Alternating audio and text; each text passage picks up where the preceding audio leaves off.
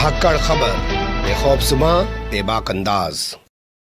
धाकड़ खबर के news room से मैं आपके साथ हूं अकरम रईस खान। भारतीय जनता पार्टी ने, जी हां, बीजेपी ने हिंदुओं यानी बहुसंख्यकों को रेडिकलाइज कर डाला है। उसी का असर है कि अतीक अहमद और उनके भाई अशरफ अहमद को 3 हिंदू नौजवानों ने, जो भगवा गैंग से जुड़े हुए हैं, गोलियों से भूनकर पुलिस वालों की मौजूदगी में मौत के घाट उतार डाला और बाद में जय श्री राम के नारे लगाते हुए खुद को सरेंडर कर दिया।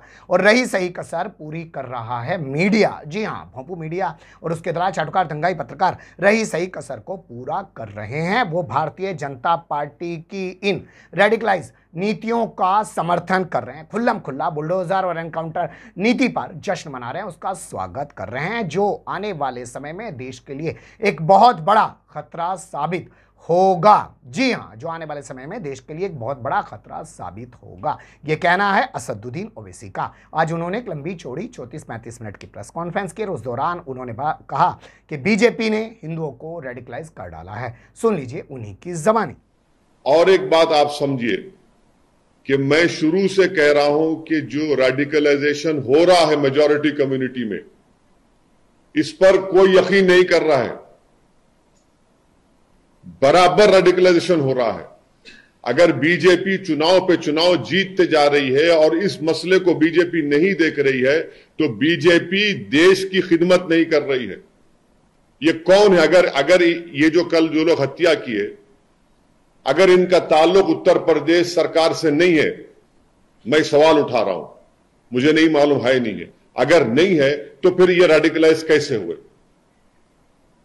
और इतना वेपन उनके पास कहां से आया? ये कोई कट्टे नहीं थे, एक साथ मारे जा रहे हैं और कहीं पर भी वेपन ब्लॉक नहीं होता उनका हाथ देखिए आप। ये रेडिकलाइज एलिमेंट से अगर ये उत्तर प्रदेश की सरकार से नहीं है तो ये रेडिकलाइज, हाईली रेडिकलाइज है। और बीजेपी इसको प्रोसेसाइड करती है, नहीं कुछ हो नहीं रहा है। अरे भाई, कैसा नहीं हो रहा है? देखो ना ये लोग कौन है। गोली मारकर कौन सा रिलीजियस नारा क्यों लगाते आप? इनको आप आतंकवादी नहीं कहेंगे तो क्या कहेंगे? देशभक्त कहेंगे इनको आप। सुन लिया आपने, बहुत गंभीर आरोप लगाया है और इस आरोप के बाद प्रधानमंत्री नरेंद्र मोदी और तमाम लोगों को सामने आना चाहिए और बताना चाहिए कि उन्होंने रेडिकलाइज किया है या नहीं किया है। क्योंकि 2014 से पहले भी इस देश के अंदर हिंदू और मुसलमान रहते आ रहे थे और उससे पहले भी बहुत सारी चीज़ें हुई थी। बाबरी मस्जिद शहीद हुई थी और उससे पहले दंगे भी हुए थे और उससे पहले मुल्क का बंटवारे भी हुआ था, लेकिन फिर भी लोग अमन अमान प्यार मोहब्बत के साथ रह रहे थे। लेकिन जब से 56 इंच का सीना रखने वाले 2014 से सत्ता में आए हैं, तब से रेडिकलाइजेशन बढ़ गया है हिंदुओं के अंदर। असदुद्दीन ओवैसी ने मुद्दे को गलत तरीके से नहीं उठाया। आगे वो मीडिया को कहते हैं कि मीडिया आज जश्न मना रहा है, कल को ये मीडिया रोएगा भी। जो लोग टीवी के स्टूडियोज में बैठकर जश्न मना रहे थे एनकाउंटर का, शर्म से डूब मरो तुम लोग वल्चर्स हो। अब खाओ उन लाशों को जो पड़ी हुई वहां पर। आप जश्न मना रहे थे ना एनकाउंटर का, अब देखिए क्या हो रहा है। ये क्यों आप भूल रहे हैं कि आज बीजेपी सत्ता में, कल कोई और होगा तो यही नंगा नाच चलेगा, यही इंसानियत के ऊपर ये बर्बादी होगी। जब क्या करेंगे आप लोग? जश्न मना रहे थे, मनाइए जश्न आज आप। हम यही कह रहे थे कि जश्न मनाओ जब जमहूरियत कामयाब होगी, जश्न मनाओ जब कोर्ट सजा देगा, जश्न मनाओ जब संविधान और मजबूत होगा, लोकतंत्र मजबूत होगा। मगर आप लोग जश्न मना रहे हैं कि हो गया एनकाउंटर। अब देखिए, पहले जब तक लाइव विजुअल्स नहीं आए थे, कई टीवी चैनल चला दिया, एनकाउंटर हो गया उन लोगों का। उसके बाद जैसे ही मीडिया के सामने पिक्चर्स आए कि मीडिया की मौजूदगी में एनकाउंटर हुआ, वो पूरे जो चील कौवे हैं खामोश बैठ गए। उनको समझ में नहीं आया कि अब कैसा उसका दिफा करें, कैसा उसको जस्टिफाई करें।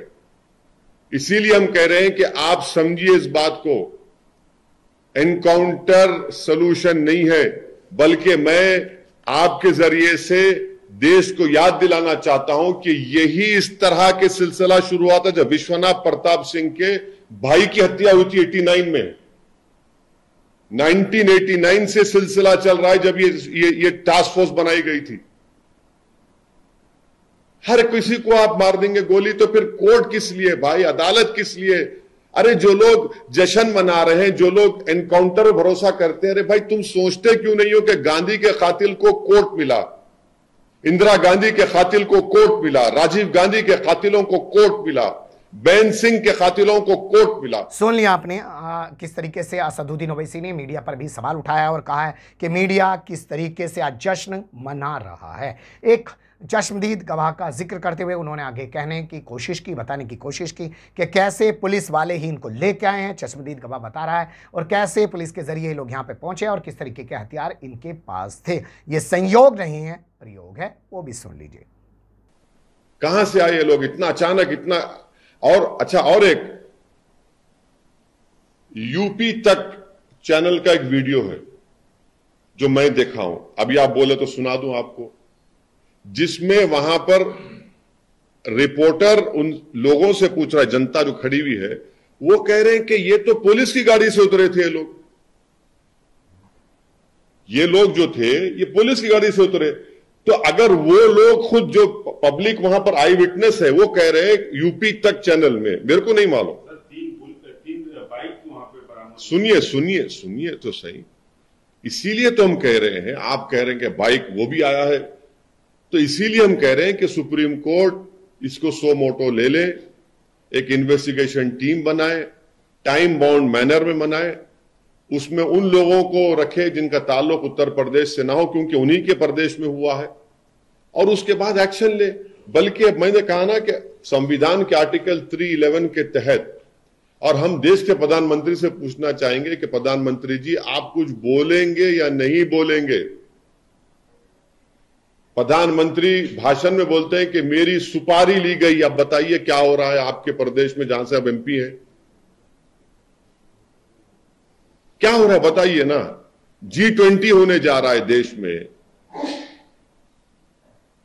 क्या ये हर भारत का वो नागरिक अपने आप को गैर महफूज और कमजोर समझ रहा है कल के इस वाकये के बाद। नहीं, आपकी सरकार है, आप ही की सरकार की मौजूदगी में ये हत्या हुई है, तो कैसे आप इन्वेस्टिगेशन करेंगे? ये मुस्लिम एक्स एमपी, आपको तकलीफ हो रही बोल रहा हूं, Muslim ex MP court, supreme court गए थे। हम सुप्रीम कोर्ट से उम्मीद करते हैं कि सुप्रीम कोर्ट एक स्पेशल इन्वेस्टिगेशन टीम बनाएगी, टाइम बाउंड मैनर में करेंगे, क्योंकि आपकी सरकार में हुआ है, आप क्या इन्वेस्टिगेशन करेंगे? आपके तो मुख्यमंत्री ने तो विधानसभा में खड़े होकर ऐलान कर दिया ना कि मिट्टी में मिलाएंगे। और एक बात, उनके 2 मंत्री कल के वाकये के बाद तो वो तो शाबाशी दे रहे हैं ना पुलिस के लोगों को। सुन लिया आपने असदुद्दीन ओवैसी को। उन्होंने तमाम मुद्दों को बड़ी गंभीरता से उठाया और उस पर सीधे तौर पे कहा कि प्रधानमंत्री नरेंद्र मोदी क्या इस पे बोलेंगे या खामोश रहेंगे। ये अपने आप में एक बहुत ही संगीन मामला बन गया है। अगर यही हालात देश के अंदर रहे तो फिर आने वाला वक्त समझा जा सकता है कि जिस भारत की हम बात करते हैं या जिस गांधी के भारत की बात पूरी दुनिया में होती है, ये लोग उसे किस तरीके का भारत बनाने जा रहे हैं। अब बने रहेगा धाकड़ खबर के साथ, फिर ऐसे ही किसी सुलगते हुए या उलझते मुद्दे लेकर मैं आपके सामने हूँगा हाजिर। फिलहाल अभी मुझे दें इजाज़त।